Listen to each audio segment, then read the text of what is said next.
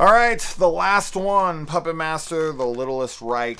As I said, there's 4 other movies. I'll get to them eventually. I do have the Axis Rising. I do have the Axis of Evil in this set, and then the Termination one I don't have, and the Blade Iron Cross I don't have either. But honestly, I'm not in a rush to get to them, so I'm not sure when I'll get to them or if I'll ever get to them. But fuck, man, I'm burnt out on the Puppet Masters at the moment. Now, this one does say that has a to be continued at the end of it, so we'll see if that ever happens. I'm not seeing any news of that, but this movie was written by S. Craig Zoller, which is fucking crazy. I mean, it's crazy to me.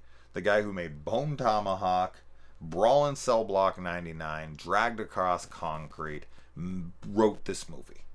That's just crazy to me. That's just crazy to me. But anyways, it starts out in 1989 Texas, and Udo Kier is Toulon, and he no likey the dykey. Okay, so he kills some lesbians because this movie's all about hate crimes, and Toulon is like a Nazi in this one, and because this is a reboot, and then he like kills him, or like he does like death by or like suicide by cop, and then he's like put into his like mausoleum thing, and then I guess he's able to control the puppets through that, so he's like the puppet master. That's all right. I like that. That's okay. I like that. Why not? So this comic book artist and all these people come from around the world to try to sell their Toulon puppets that they acquired for a high price tag. And of course, every one of them is, somebody who can have a hate crime put on them, whether it's an interracial couple, or whether it's Jews, or whether it's lesbians, or whether it's whatever.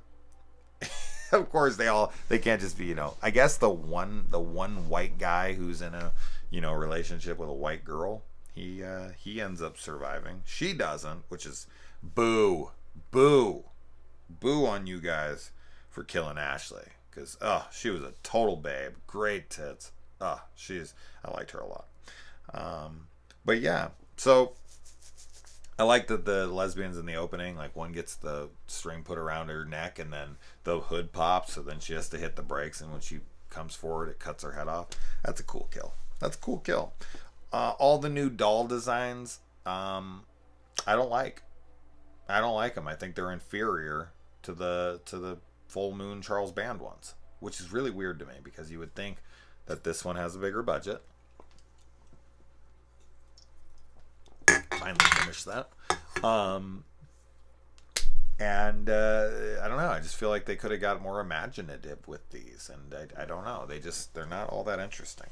So whatever. And the friend in this that comes along kind of invites himself. He's pretty funny.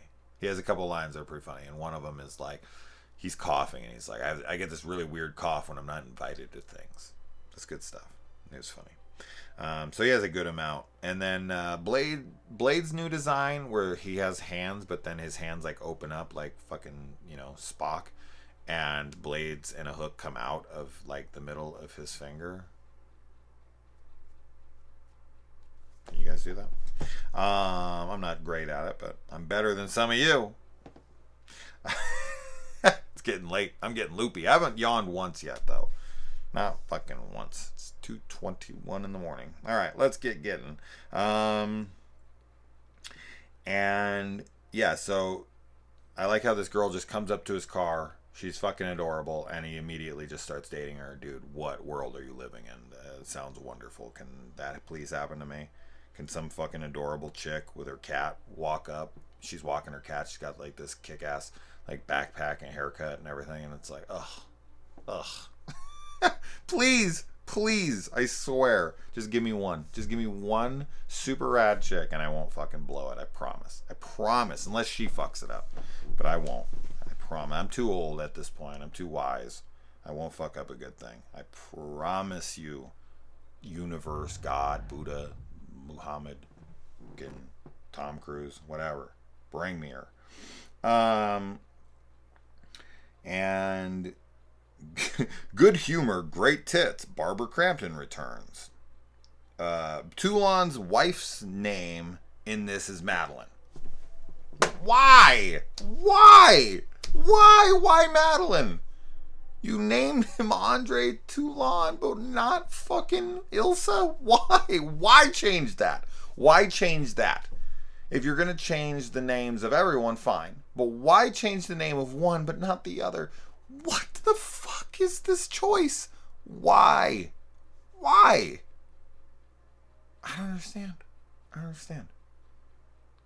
Like, in Halloween, if Rob Zombie was to have changed Judith's name, like Michael's sister's name is now Karen or Sally. Why? Why isn't it Judith? Why isn't it Ilsa? I don't understand. It makes no sense to change it to me. Unless there's some contractual thing, like you weren't allowed to use that name. But they fucking got the rights to the franchise. They use Toulon. If you can use Toulon, you can use Elsa. So, Ilsa. It's not Frozen. Which, if you can listen really close. Listen. Wait, it's not doing it right now. But my kids have Frozen 2 on the Blu-ray player in the bedroom. And you can hear the music. Maybe you've been hearing it through these reviews. That's kind of funny. So, there's your Elsa.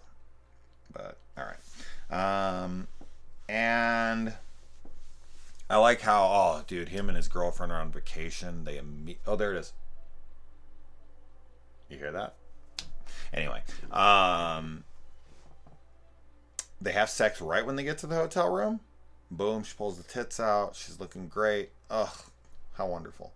And then they go to the little tour. Barbara Crampton shows them around. Her return to the franchise. And then they immediately come back to the room, and she immediately wants to fuck again.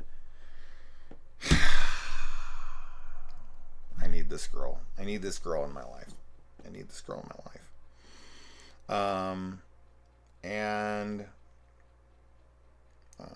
I like that Torch comes in and burns Jews. Dude, this movie is holding nothing back. Then we get the fake tits chick. Gross. And then, yeah, no, not my style. Not my style. We get an Achilles slice, and then the chick's just stabbed a bunch of times. And then there's so we do get a bunch of new puppets here. There's a ton of them in this. We get a holla back girl. We get a holla back girl puppet. It's Gwen Stefani. We get a helicopter doll, and the dude is decapitated, and then he pisses on his own head, and we get like the dick camera POV, so like shows just like the tip of his dick as he's pissing on his own head. I have a piss scene written in one script that I think is really funny. This is good though too. I like mine more though, but this is good. I actually think I wrote or thought of this at one point, but this is good. I like this one. We get Cuddly Bear in this. I did cover this on my podcast when I used to have a podcast. I talked about this movie in a lot more detail than I'm about to talk into it, but I'm just getting tired of talking about this franchise. I'm actually kind of wide awake, but fuck, man, this franchise. This is the best one, though. This is the best one by far. By far. By far. Jesus Christ. Is that enough by fars? And then we get Jodie from Knocked Up here,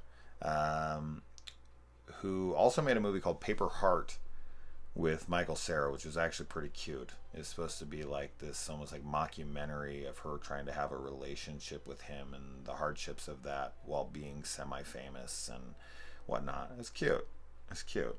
She's cute. She's adorable. And she's got like this purple hair in this, and our comedic relief character, after he gets turned down by a chick at a bar, he meets a much better match for him, and this girl who's into what he's into, which, guys, I know some people think this shit's ridiculous, but I do need to be with someone who's into similar shit as me. I just need to. I'm too into it. I think that's the thing. I'm so into it, and I don't have enough people in my actual real life that are into it. So I feel like it's, you know, maybe my expectations are too high, or maybe my requests are out of control, but I have to have a girlfriend that can tolerate horror. I would love for her to be a fucking fanatic of it. I mean, that's ideal, of course, obviously. But she has to be able to at least watch it, for fuck's sake. I mean, look at my life. Look at my tattoos. Look at everything. But, we have to have some really strong common interests, for me, personally. Maybe you're not that way, but I am. So when he meets her in this and they have these strong common interests, I'm like, that's what I want, right? You want that girl who shows up. But I feel like guys always write this chick. They always write that chick who shows up who's like really into the shit that you're into. And it's like in real life, those are few and far between. Not that they don't exist, but they don't, exist enough in my life, that's for sure. Some pretty good gore in this movie. Not amazing, but pretty good. And it does go there a couple times. And one of them is when this pregnant woman and she's black, of course, because this movie, as I said, is not politically correct in the slightest. But the killer doll comes through her and rips out of her pregnant belly, holding her baby, and then just runs off with the dead, fetus. That's such an insanely fucked up kill. It's such an insanely fucked up kill. But it made me laugh out loud both times now that I've seen this movie. And then one guy ends up getting controlled by a puppet. So that's an interesting reversal here. So we have one where the puppet's the master. So it's the puppet master, but not because it's being mastered, but because it's an actual puppet that's mastering somebody. So that'd be the human master? Would the puppet be the human master? Or would he also be a puppet master because he's a puppet that's mastering somebody? Ooh, a little word game there for you. Let me know. Don't let me know. I don't really care. And then we get Pinhead crushing somebody's head in here, so we actually get to see what Pinhead can do for once. And yes, this is another long-running, straight-to-DVD franchise with a main villain character named Pinhead. And then I love the scene where Cuddly Bear has a kid holding on to his shirt as he's trying to get him and save him, and then he runs in the building and he turns around and the kid's hands are the only thing left on Cuddly Bear's back. I don't know why they wouldn't just fall to the ground with the kid when he had his hands cut off, but whatever, it's funny. So another kid died in this franchise. Great stuff. Then we get Junior Fuhr. We get a little baby Hitler doll. Pretty funny. And then one of the cops gets his arms torn off one after the other. So good, decent gore there. And then the comedic relief Jew guy, and he called him a Jew guy for a reason, because it's relevant to this scene. He throws one of the dolls in the oven. I think it's the baby Fuhrer. Yeah, it's the Hitler doll, right? He throws it in the oven and he's like, "Let's see how you like it." That's great shit. That's great shit. A Jewish guy throwing a little Hitler into an oven and saying that. That's good stuff. Lots of puppets killing lots of people in this. This is the way the franchise should have been from the fucking beginning. And then the Jew guy, once again, here we go. He says, he's asked why he's doing this and that, and he's like, "I got about 6 million reasons why." That's great. I love it. And then Jodie, whatever the hell her name is in this movie, they both jump into the trash can, and then they're like, come on, and she jumps and she fucking misses and hits the side of the trash can, instantly killing her. Hilarious. Fucking hilarious. But sucks because she's adorable, but it's so funny. And of course, the comedic relief guy, he asks if he could have banged her had he treated her nice and not talk shit and whatever. And she's like, 60% chance. When he's dying, the last thing he's concerning himself with is whether or not he could have banged the girl. This is a true guy right here. This is me. This is me. This is me. I have this adorable chick I just met, and I want to know, did I have a chance? Could I have banged you? Had I lived? Had things went well? I would want to know, because it's like validation right before I die. It's as good as fucking her in my eyes. That's how stupid I am, but it's true. All I need is a girl to tell me, 100%. If I wasn't married, or if, whatever, I would fuck you if I could. And I'm I feel like I already had sex with you. So comment down below if you'd fuck me. Ridiculous. Um, and then yeah, they admit they love each other. Our main guy here, Ashley, and then he rams them into this building to stop the puppets, which he would never even know if that actually did anything or not. So we know that it worked, but he would never know that that actually worked. So, but he seems to think it worked. I don't know. But then Toulon comes out looking like fucking Pumpkinhead or something, and then he goes and he grabs a gun. He's a monster, and he has to go into his thing, grab a gun. And sure, even though he had a hold of her, he couldn't have crushed her head or something. He has to go grab a gun. A monster has to go grab a gun. This was such a weird thing, but I loved the way Toulon looked. And then he shot her, and I was so bummed because she was so hot and cool, and I did not want her to die, but she did. And then it makes me wonder, though, will she be brought back in the next movie? Is that what he'll do? He'll go and find out how to bring her back. It's possible, which would, I think that'd be good. I think that would make sense, but maybe that was the plan. But it straight up says to be continued at the end of this. So maybe this review will be continued later. So we'll see. The Axis movies. I'm a completist, so maybe. But there's other franchises I want to get to, and fuck if I'm not done with this one for now. So anyways, guys, good night.